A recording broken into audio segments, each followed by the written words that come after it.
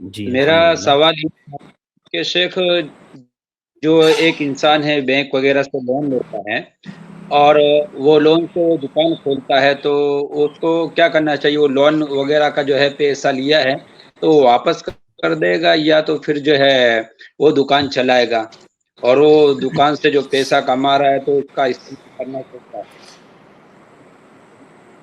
جی جی شیخ، شیخ، سوال بھائی کا آواز نہیں بھائی ہو کا، پایا، آواز کٹ رہی تھی. جی شیخ، سوال بھائی کا یہ ہے کہ کسی نے بینک سے لون لیا ہے، اس لون سے دکان سٹارٹ کیا ہے، تو اب اس شخص کو کیا کرنا چاہیے؟ وہ بینک کا لون واپس کر دیں، یا جو دکان سے وہ کمائی کر رہا ہے تو کیا وہ کمائی حلال ہوگی یا نہیں؟ دیکھیے، جو اس نے سود پر قرض لیا ہے، جی تو جب آپ کسی سے قرض لیتے ہو، مان لیجئے آپ نے 10 لاکھ روپیہ بینک سے قرض لیا، تو یہ جو 10 لاکھ قرض ہے، یہ 10 لاکھ تو آپ کی ملکیت میں آ جاتا ہے کیونکہ آپ نے اس کو قرض لیا ہے. لیکن جی ساتھ میں ایک اور چیز جڑی ہوئی ہے کہ اس قرض کے اندر آپ کا ایگریمنٹ ہے کہ آپ سود دو گے. تو یہ جو جی ایگریمنٹ ہے یہ حرام ہے، اس کی وجہ سے یہ آپ کا عمل حرام ہے. لیکن وہ جو پیسہ آپ نے لیا ہے 10 لاکھ روپیہ، وہ تو قرض ہے اور وہ آپ کی ملکیت میں آ گیا ہے، تو وہ جی صحیح قول کے مطابق آپ اس کے مالک ہو جاتے ہیں. آپ گنہگار ہیں، سودی معاملہ کرنے کا جو گناہ ہے اس کا ارتکاب آپ نے کیا ہے، لیکن جو پیسہ آپ کو قرض میں ملا ہے وہ پیسہ آپ کے لیے، آپ اس کے مالک بن جاتے ہیں. اب جتنی جلدی ہو سکے، جب آپ کو یہ پتا چلا اور احساس ہوا کہ میں غلط کر رہا ہوں، تو جتنی جلدی ہو سکے اس سود کو لوٹا کر کے آپ اس سے اپنا گلا چھڑائیے اور اللہ تعالیٰ سے توبہ کیجیے.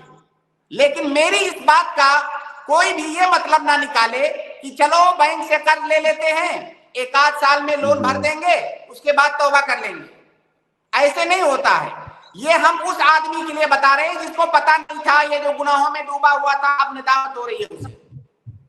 تو وہ جی دکان جو ہے آپ کا، وہ دکان آپ کی ہے، لیکن جتنی جلدی ہو سکے آپ سود بھر دیجئے اور اسے چھٹکارا حاصل کیجئے اور توبہ کیجئے اللہ تعالیٰ سے. کسی نے کوئی کہنے والے نے کہا ہے کہ آپ جو اس میں سے آپ پیسہ کماتے تو گھر پہ نہیں دے سکتے، تو کیا کرنا چاہیے؟ نہیں دینا چاہیے یا پھر جو ہے دکان بند کر دینا چاہیے؟ کیا بناتے ہیں شیخ؟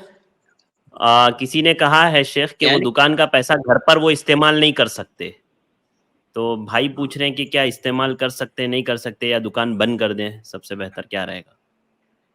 نہیں، ایسا نہیں ہے. دیکھیے، میں آپ کو ایک واقعہ بتاتا ہوں اللہ کے نبی صلی اللہ علیہ وسلم کا. اللہ کے نبی صلی اللہ علیہ وسلم کے پاس ایک صحابی آئے خیبر سے کھجور لے کر کے. خیبر جی ایک شہر ہے مدینہ سے 150-200 کلومیٹر کی دوری پر.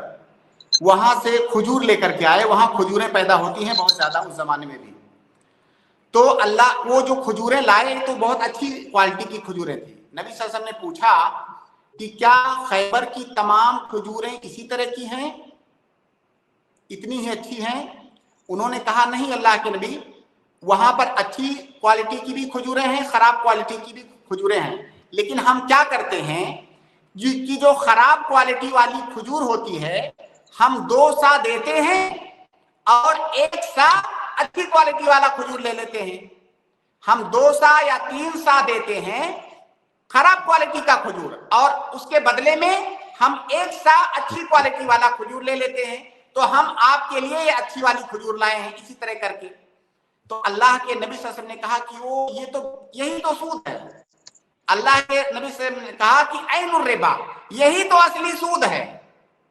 تو اللہ کے نبی صلی اللہ علیہ وسلم نے اس کو سود بتایا، لیکن اللہ کے نبی صلی اللہ علیہ وسلم نے ان سے یہ نہیں کہا کہ جو لے کر کے آئے ہو یہ تمہارے لیے حرام ہے.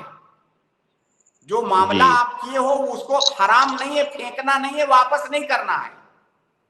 تو ٹھیک ہے، اگر کسی نے جہالت میں آ کر کے ایسا کیا، یا کسی نے کوئی گناہوں میں ملوث تھا، اس طرح کے سودی مسائل میں گھرا ہوا تھا، اب اسے ندامت ہو رہی ہے، تو جو پیسہ وہ لے چکا ہے وہ اس کا ہے، اب وہ فوراً وہیں سے توبہ کرے.